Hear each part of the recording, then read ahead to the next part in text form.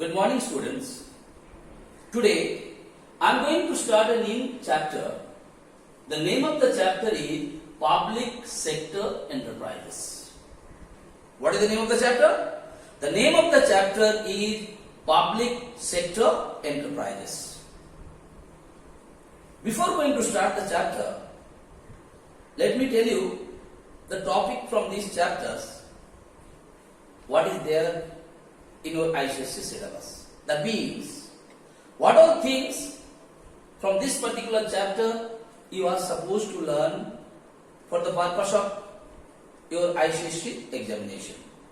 What are those topics what you are supposed to learn, or what are the portion what you are supposed to learn from these chapters are departmental undertaking, next public corporation, and the third one is government companies.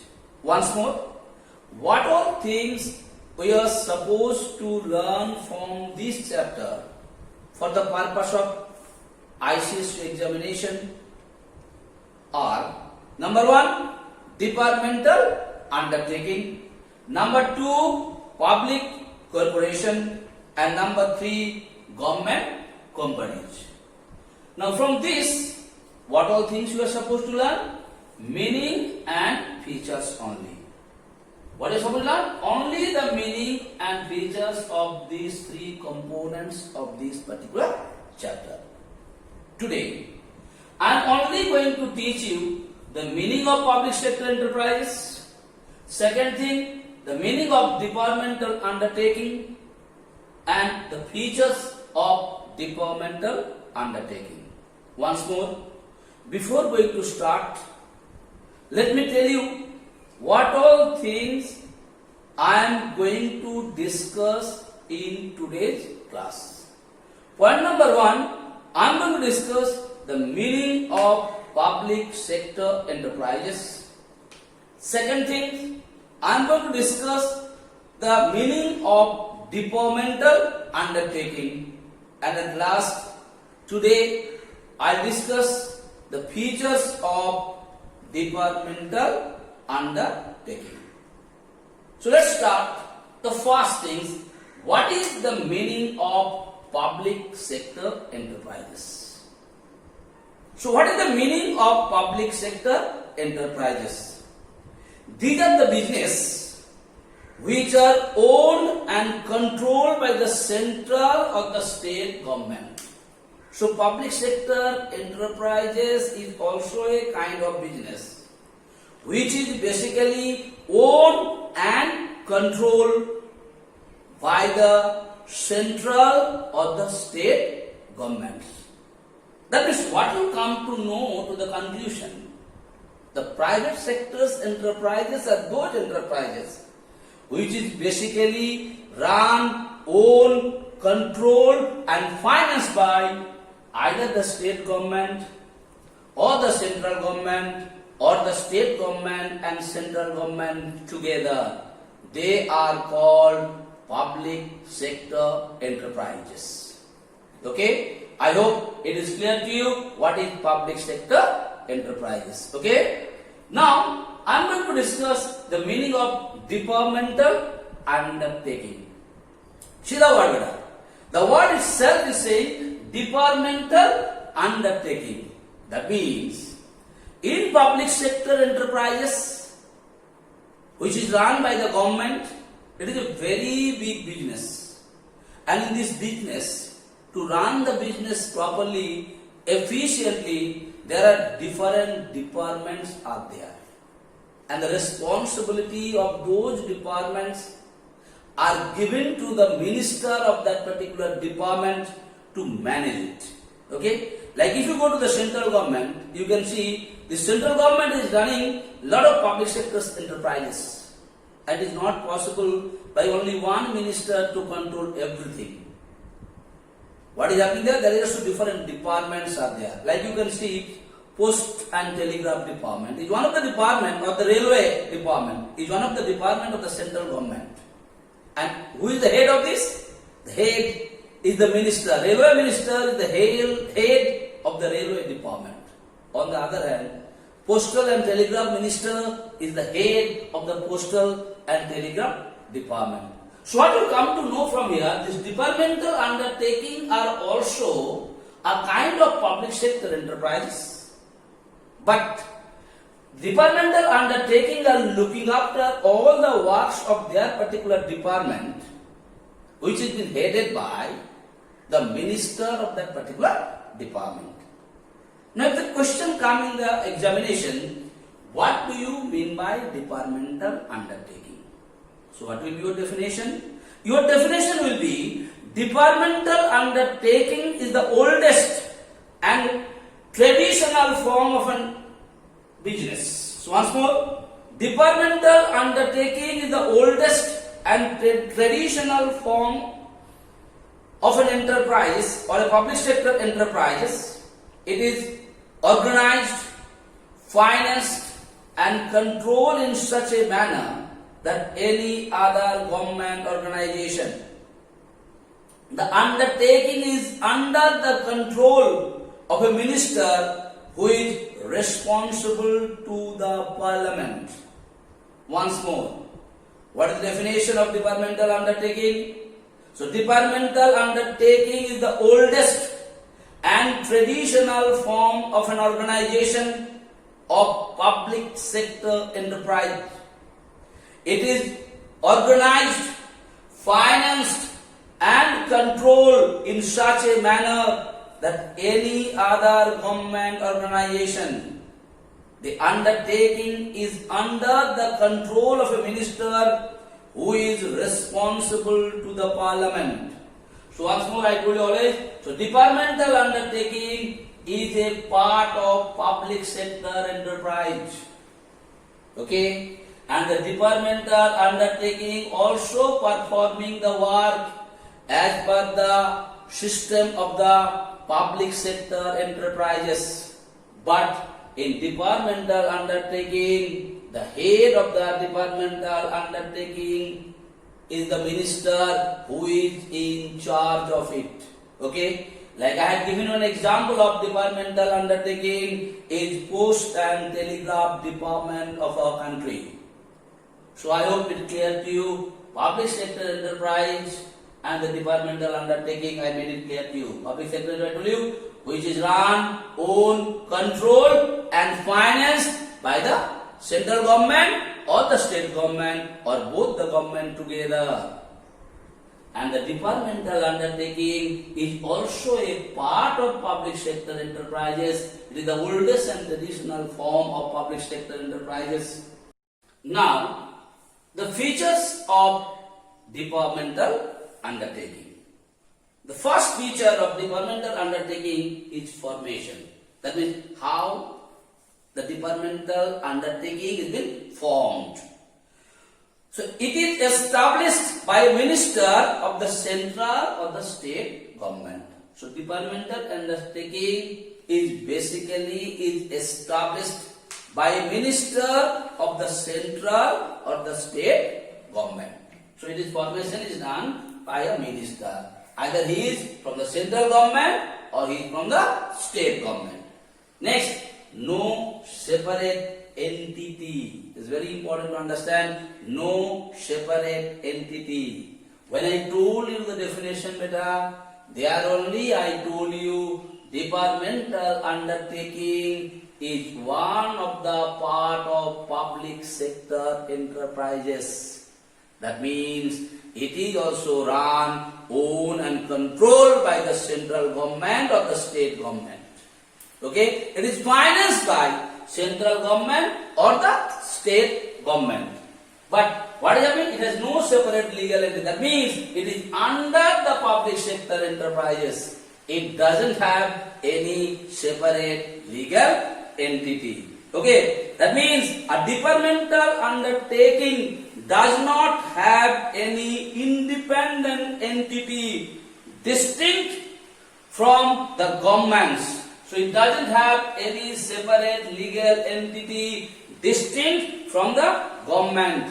It is a part of the government establishment. So it is part of a government establishment. It doesn't have any separate legal entity. I hope it is clear to you. Now I am coming to the third point.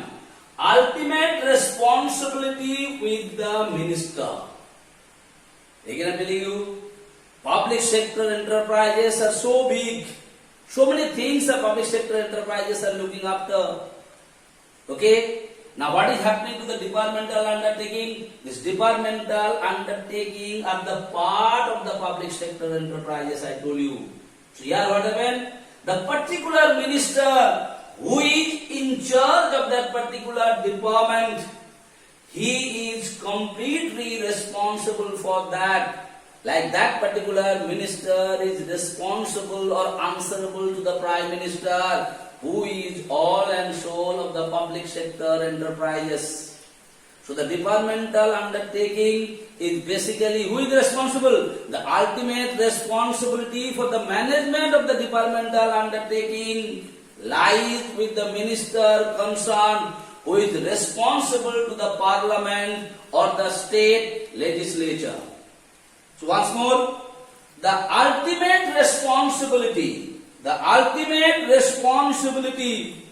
of the management of a departmental undertaking lies with the minister concerned, who is responsible to the parliament or the state legislature. Okay? So minister who is responsible, he is answerable to the state legislature or the parliament.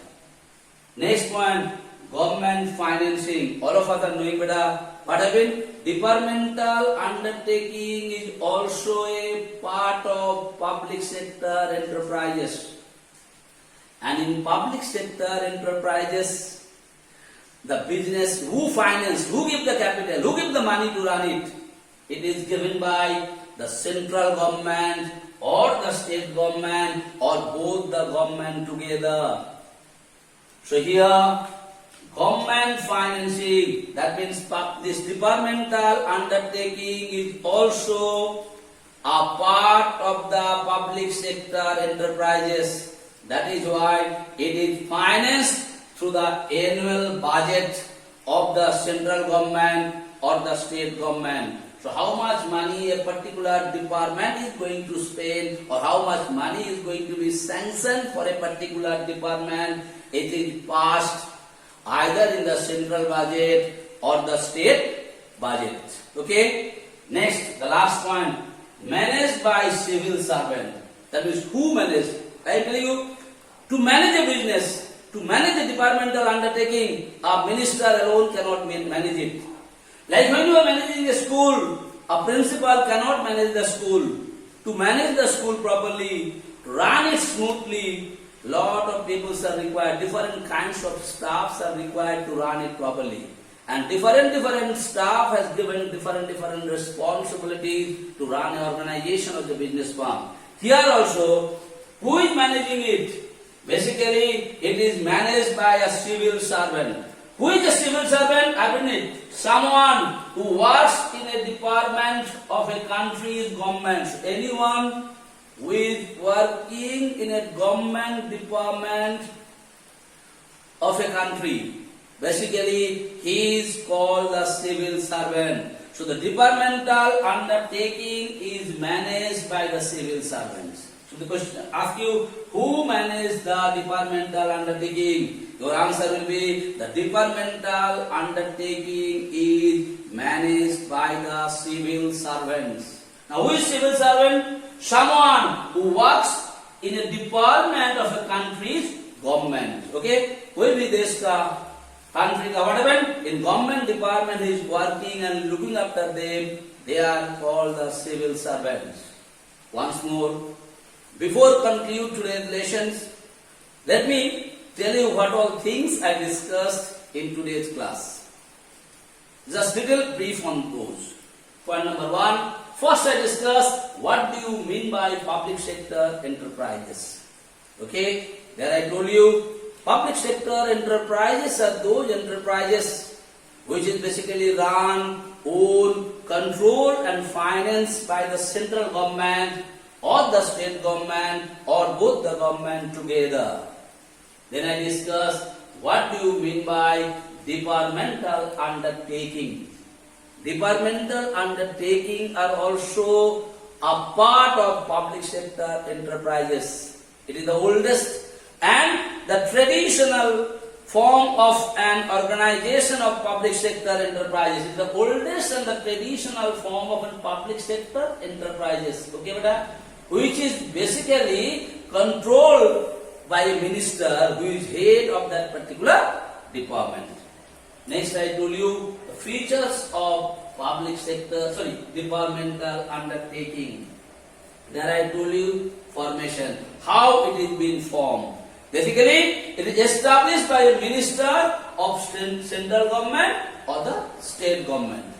Then what I discussed, ultimate responsibility with the minister. That means how it will function, what all work it will do, okay, where will sanction the money, what work will do, everything is depend upon the minister who is responsible for it. And the next, no separate entity. That means it doesn't have any, it is not separate from public sector enterprises. Because departmental undertaking is a part of public sector enterprises. When it is a part of public sector enterprises, so it doesn't have any separate entity. It is not separate, it is a part. Okay? Like if you come to a human body, like our hand, head, leg is one of the part of the human body. You cannot separate the hand. If you separate the hand, if you remove it from your body, it is not going to work. Similarly, this departmental undertaking is also a part of public sector enterprise. So that is why it doesn't have any separate entity. Then I told you governmental financing. That means whatever money is required, whatever capital is required to run it, it is being financed. If it is run by the state government, it has been passed in the state government's budget. And if it is run by the central government, it is basically passed by the central government's budget. And the last one, managed by civil servant. That means any departmental organization, to run an organization, a lot of people has to work in that. They are basically called the servant. Here they are called civil servant. Okay? So why they are called civil servant? Who are called civil servant? Someone who works in a department of a country's government. So these are the things I discussed. I repeat it 2-3 times to make it clear to you. I hope it is clear to you. Okay? Thank you. Thank you so much.